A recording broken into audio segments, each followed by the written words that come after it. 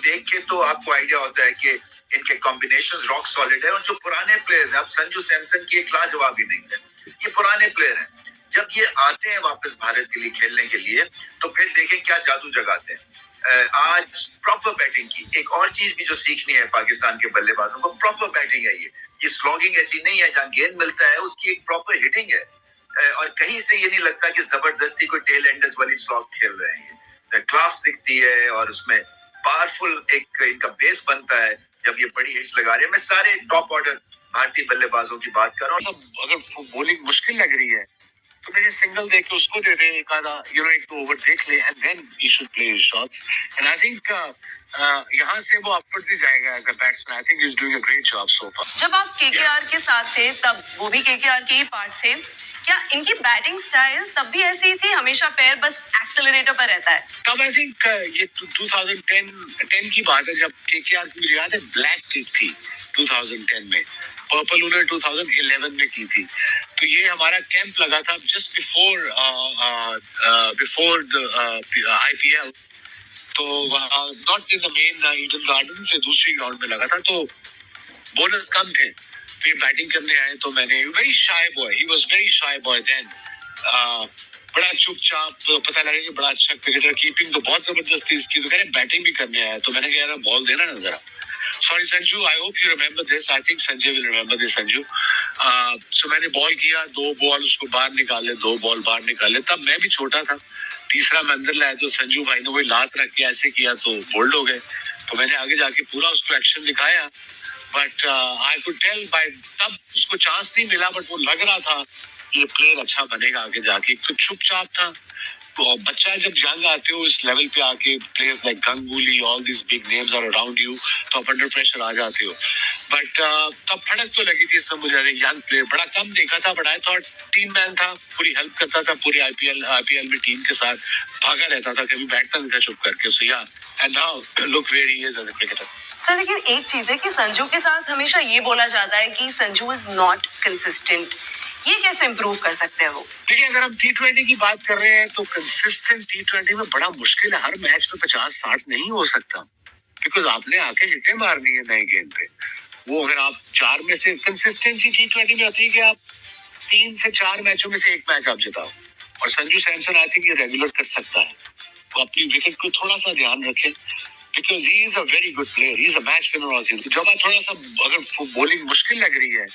तो मेरे सिंगल देके उसको दे दे, एक आधा एक दो ओवर देख ले, and then he should play his shots. And I think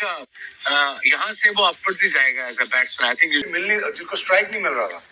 लेकिन जब मिल रहा था बहुत जोर से मार रहे थे और बड़ा ज्यादा मार रहे थे। तो I think they were never a team that I could see that they were in the game. They were outbatted, outbowled and outshined, outclassed. और क्या यही रेप्लिकेट कर लेंगे इंडिया के खिलाफ जब वो फाइनल में खेलेंगे? मेरी प्रेडिक्शन आप पहले प्रेडिक्शन दे चुके हैं कि आज इंडिया जीत जाएगा। जी मैडम। अच्छा, क्यों? आई मीन देखिए, वानखेड़े में मैच है ना, और मैं तो प्रैक्टिकली, लॉजिकली और आई थिंक नेचुरली चाहता था कि हैदराबाद में दोबारा मैच हो, अहमदाबाद में दोबारा मैच हो साउथ अफ्रीका इंडिया का, और वहाँ पे शायद एक दफा फिर हमें मैच देखने को मिले इंडिया साउथ अफ्रीका। वो ऐसा हो नहीं सका, लेकिन I think India looks to far better side right now. आपने संजू सैमसन की इनिंग्स देखी है, वो कहता बाकी जैसे मर्जी खेलें, मैंने अपने तरीके से खेलनी है, अपनी प्रॉपर बैटिंग करके खेलनी है, कोई पैनिक नहीं करना, कोई ये बैक लेफ्ट यहाँ से नहीं लेके जानी, मैंने कुछ नहीं करना, प्रॉपर करके खेलनी है, मैंने उसमें जिता देना है। उसने कितने आराम से जिताया, 200, इतने आराम से 200 किया, मजा आ गया देख के। बाकी वैसी छलांगे मारे आगे पीछे, वो आराम से अपना करके फारे हो गया। और संजू ने जैसी रिस्पॉन्सिबिलिटी दिखाई है और जगह दिखाई है कि विराट कोहली आप देखें कि नहीं है, और उसके बाद आप देखें मिड ऑर्डर में पंत नहीं है, तो वो दिखाया कि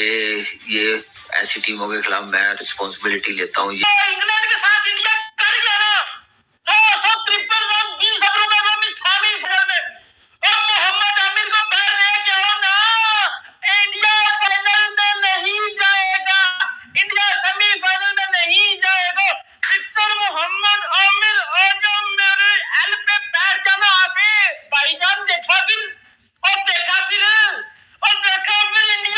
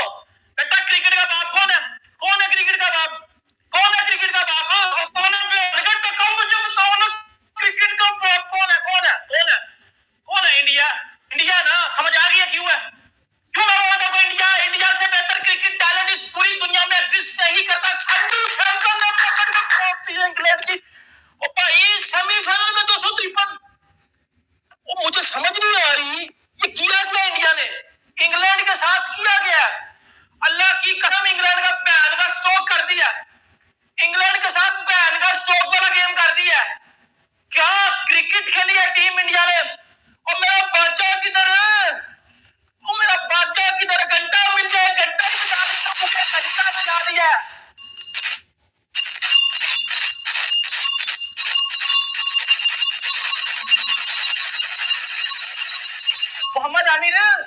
लौट ले मियां गप गप गप गप गप गप ये कर दिया मोहम्मद आमिर इधर आ इधर आ इधर आ मोहम्मद आमिर इधर आ बैरा बैरा बैरा और पासा और पासा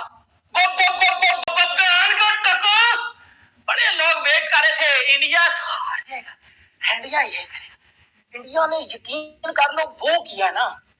इंडिया ने वहां घुसाया है कि उन्होंने बताया है कि ये वर्ल्ड कप हम जीत रहे हैं सब वर्सेस इंग्लैंड सेमीफाइनल का जो यहाँ पर हाफ एंड हुआ है वो बहुत ही कमाल जिस तरीके से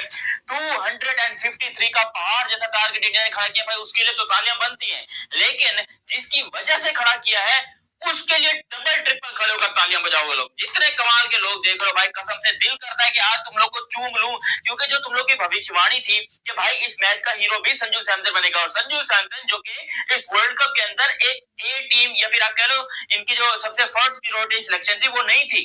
पहले ये किसी और को ट्राई करे थे लेकिन संजू सैमसन को लाया गया और जो उसने ला के कमाल कर दिया उसने धागे खोल दिए इंग्लैंड के वो बेचारा जोफ्रा आर्चर मरने पे आ गया देखो पहले Sanju the great Samson 89 run 42 ball 211 का स्ट्राइक रेट 7 छक्के 8 चौके मां बहन एक करके धागे खोल के साइड में कर दिए इंग्लैंड की धोती खोल के उधर ही इसको पेल दिया और जोफ्रा आर्चर को जो इसने कूटा है जो इसने रगड़ा है इससे पता चलता है कि भाई जस्टिस हैज बीन सर्व्ड और संजू सैमसन के जो फैंस हैं आज वो रेलवे स्टेशन के ऊपर जाके जिस तरीके से वो आपकी अर्जुन रेड्डी फिल्म के अंदर वो ये चीख रहा होता आज संजू सैमसन के फैन वैसे जीतेंगे बहुत बड़ा मैच सेमीफाइनल और उस मैच के अंदर ऐसी परफॉर्मेंस देना ये सिर्फ इंडिया के ही लड़के कर सकते हैं इंडियन लड़कों ने आज यहाँ पर 253 नहीं बनाया इन लोगों ने थप्पड़ लगाए उन सारे लोगों के मुंह के ऊपर जो कह रहे थे कि इंडिया अब तक डोमिनेट नहीं कर रही या फिर इंडिया सिर्फ बायलैटरल में परफॉर्म करती है इंडिया की जो टीम है वो सिर्फ घर के शेर है ये है तो भाई आज जो इसमें इंडिया के जो लड़कों ने आज यहाँ पर धागे खोले और जो जितने क्रिटिसिज्म करने वाले लोग थे जितने भी पाकिस्तानी हो बांग्लादेशी हो इवन कुछ मेरी बात सुने दुनिया में सिर्फ पाकिस्तान ऐसी टीम है जो स्कोर प्रेडिक्टर से भी कम स्कोर करती है बाकी सारी टीम्स उससे ज्यादा करती हैं तो it is very much in contention नहीं लेकिन मेरे ख्याल में 16 तो नहीं अभी 12 का ठीक है उनकी विकेट गिरी सर 11 से देखिए आहिस्ता आहिस्ता 12.25 का वो सर उनकी विकेट गिरने के बाद उन्होंने मजीद उस पे वो आगे गए नीचे नहीं है वो 12 से दुबे को भेजने वाला जो फैसला था ना वो बिल्कुल सही है उसको इसी काम के लिए भेजा गया कि अब टाइम है कि आप चौके छक्के मारो रन ना रुके अब रन रुक गए ना तो फिर मुश्किल हो जाएगा इनको 200 तक जाने के लिए जानी होगी वरना रन रेट तो बेहतर है 200 प्लस जा रहा है बड़ा इजीली जा रहा है बड़ा रन रेट है हाँ नहीं वो कैसे अगर आप एक ओवर में 2-6 ले लेते हैं तो और क्या चाहिए आप अब जैसे ये ओवर है 6 तो बन गया फील्डिंग बहुत अच्छी रही इसकी इंडिया की मतलब जो कैचेस अक्सर पटेल ने 3 पकड़े हैं ऐसा लगता है कि उन 3 कैचेस ने इस पूरे मैच का पांसा जो है वो पलटा हुआ वो मैं कहता हूं कि कमाल किस्म के उसने जिसे कहते हैं मुश्किल टाइम पे इंतहाई प्रेशर वाले टाइम पे जो कैचेस उसने लिए हैं उसका बहुत बड़ा इम्पैक्ट जो है वो नजर आ रहा है और शायद मैं कहूंगा